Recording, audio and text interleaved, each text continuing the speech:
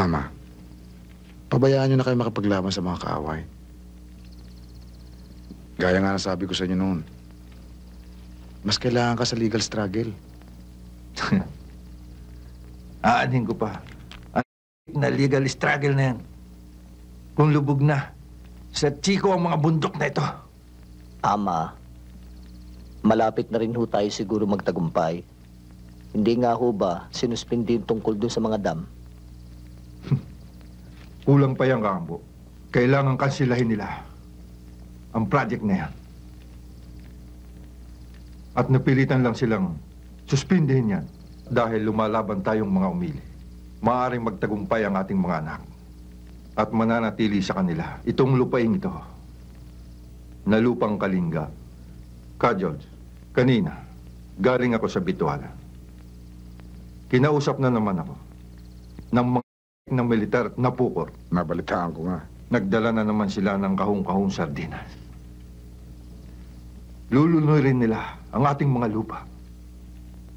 Pero papalitan nila ng sardinas. Alam mo, sinabi ko, kung maitayo na ninyo ang mga dam na yan sa Ilog Chico, sino ang titira sa tubig na maiipon at lulunod sa mga bayan doon? Mga buhaya. At ano ang kakainin ng mga buhaya? Hindi tao. Kajol, sasama ako bukas.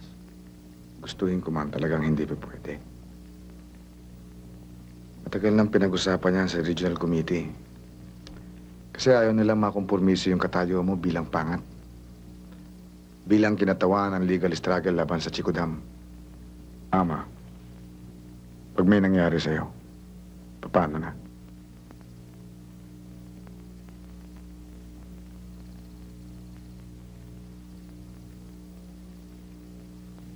Matagal na sa akin to.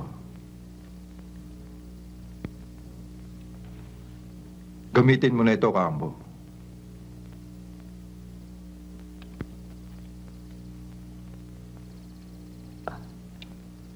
Maraming salamat, Ama. Malaking karangalan po ito sa akin.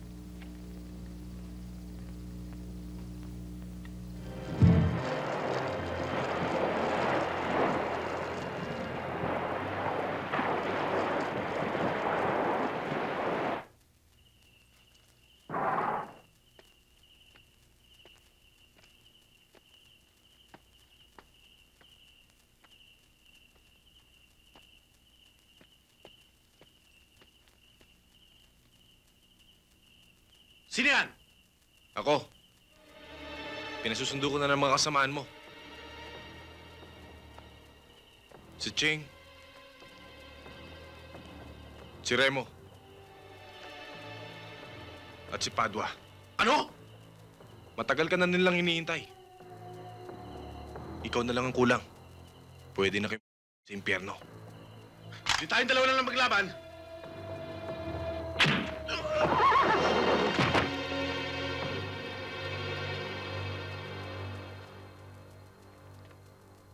Anong ibig sabihin? Paano kasi nakita mong napakaganda at napaka-sexy niya? Kaya ayun, ipinagtanggol mo yung babaeng yun. Wala akong pinipili. Di babae o lalaki, bata o matanda, bakla o tomboy. Basta kailangan tulong ko, tutulungan ko. Lulusot ka pa eh. Magsama kayong dalawa. Big, saan pumunta? Ingat ka, ha? Ingat? Pinipiro ka lang, eh. Yes! Isipin mo, ganitong oras, asakali ka pa. Alam mo, bilib din ako sa mga magulang mo. Ibang klaseng laya ang binibigay sa'yo. Batang-bata ka pa, may kotse ka na. Eh, paano kayo mampaso sa'yo? May magawa ka kaya? That won't happen to me. Alam mo, sa panahon ngayon, kailangan maging independent ka na rin. Hindi na uso yung mga like ka nasa bahay. Wala na yan. Tsaka, ay nako. Alam mo, kailangan ngayon, kailangan maging exposed ka na rin sa mundo. Hindi na pwede yung mga paanong effect-effect na yan. Tsaka, gone are the days na lagi ka na lang nasa bahay, yung mga babae nasa bahay. Tsaka, unfair yun para sa amin, ha, na kayo mga lalaki, walang ginawa kundi gabi-gabi nasa labas ng bahay. Samantalang kami, lagi na lang nakapadlock sa bahay? No way! Kayo talaga mayayaman, ibang klase talaga mga prinsipyo nyo. Hindi yun pwede sa akin yan. Basta ako gusto ko. Dalagang Pilipina. Hindi yun pwede sa akin, mga gan-gan na yan. Baka mamaya, mga gan-down pa ako dyan, eh. Ganun ba si Bing?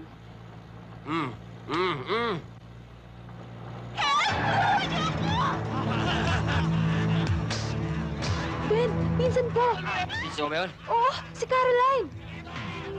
Sige, akong bahala. Walang problema.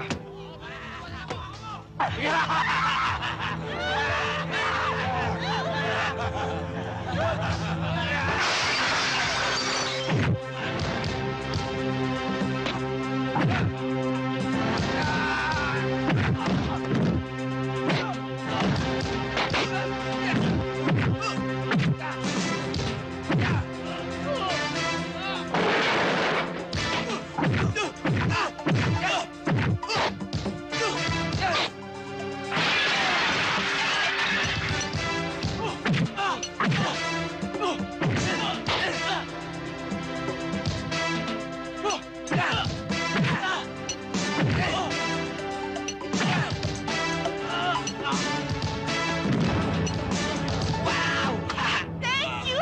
Kahit sa akin, okay lang. Okay lang. Sandali! Hindi. Sinasabi dyan. Halika. Ben, parating na yung mga pulis. Yan ang sinasabi ko kanina eh. Sige nga, umalis na nga kayo. Mamaya magkasala pa ako eh.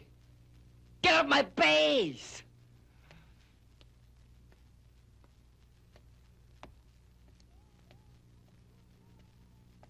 Ben, I'll see you again.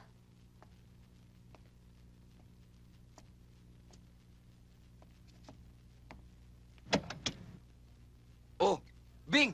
Anong ginagawa mo rito? Bravo! Napakagaling na abogado ng victims.